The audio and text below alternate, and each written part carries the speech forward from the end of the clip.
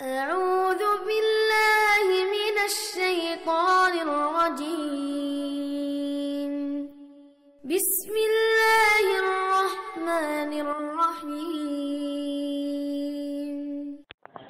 அஸ்ஸலாமு அலைக்கும் வரஹ்மத்துல்லாஹி வபரகாத்துஹு.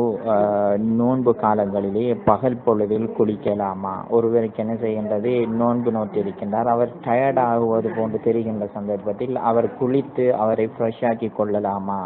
அப்படி செய்வதனால் நோன்பு முறையுமா என்று ஒரு சகோதரர் கேள்வி கேட்டிருக்கிறார். அல்லாஹ் அருள் புரிய வேண்டும். இந்த கேள்வி கேட்டதற்கு முதலாவது நாங்கள் தெளிவாக வழங்கிக் கொள்ள வேண்டும். அல் இஸ்திஹ்மாம் என்பது, அதாவது ஒருவர் தன்னுடைய உடலை சுத்தம் செய்து கொள்வது என்பது இஸ்லாம் மிக மிக வலியுறுத்துகின்ற ஒன்று. அது வரவேற்கின்றது இஸ்லாம் அதனை.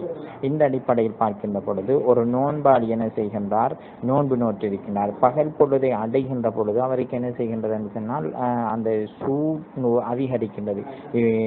என்ன செய்து சூடு அதிகமாக இருக்கின்றது, வெயிலினுடைய அந்த இதை அப்படி அதிகமாக இருக்கின்றது. நோன்பை தொடர முடியாமல் அவருக்கு என்ன செய்கின்றது, உடல் சோர்வு ஏற்படுகின்றது என்று சொன்னால் அவர் என்ன செய்யலாம், குளித்து கொள்ளலாம். அதில் தவறு கிடையாது. எந்த அடிப்படையில் நாங்கள் புகாரில வருகின்ற செய்தியை பார்க்கலாம். புகாரிலே 1925, இப்னு ஹிப்பானிலே 3498, 3487 செய்தியாக வருகின்றது.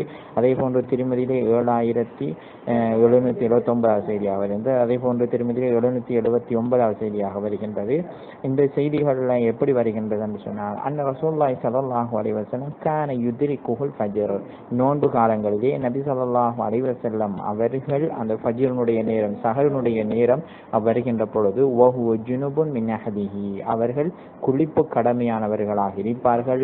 யஸூமு சும்ம யக்தஸில், அவர்கள் நோன்பு பிடிப்பார்கள், பிறகு என்ன செய்வார்கள், குளித்துக் கொள்வார்கள் என்ற செய்தியை என்ன செய்கிறோம் பார்க்கணும். சில அறிவிப்புகளை சும்ம யக்தஸில் வயசுவோம், குளிப்பாங்க, அதுக்கு பிறகு என்ன செய்வாங்க, குளிப்பாங்க, அதே போன்று நோன்பும் பிடிப்பாங்க, அப்படி என்று என்ன செய்திகள் வருகின்றதை பார்க்கலாம். அப்ப நபி ஸல்லல்லாஹு அலைஹி வஸல்லம் அவர்கள் நோன்பு பிடிப்பாங்க, குளிப்பு கடமையான இருக்கின்ற பொழுதை நோன்பு பிடிப்பாங்க, அதன் பிறகு குளித்து விட்டு என்ன செய்வாங்க, தொழுகைக்கு வருவாங்க என்ற செய்தியை நாம் என்ன செய்யலாம் பார்க்கலாம். அதே மாதிரி அபூதாவுதிலே வருகின்ற செய்தி இது எங்களுக்கு மிகவும் தெளிவாக சொல்கின்றது. அபூதாவுதிலே வருகின்றது, அபூதாவுதிலே 2365 செய்தியாக வருகின்றது. அதே போன்று சஹீஹுல் முஸ்னதிலே 1472 செய்தியாக வருகின்றது.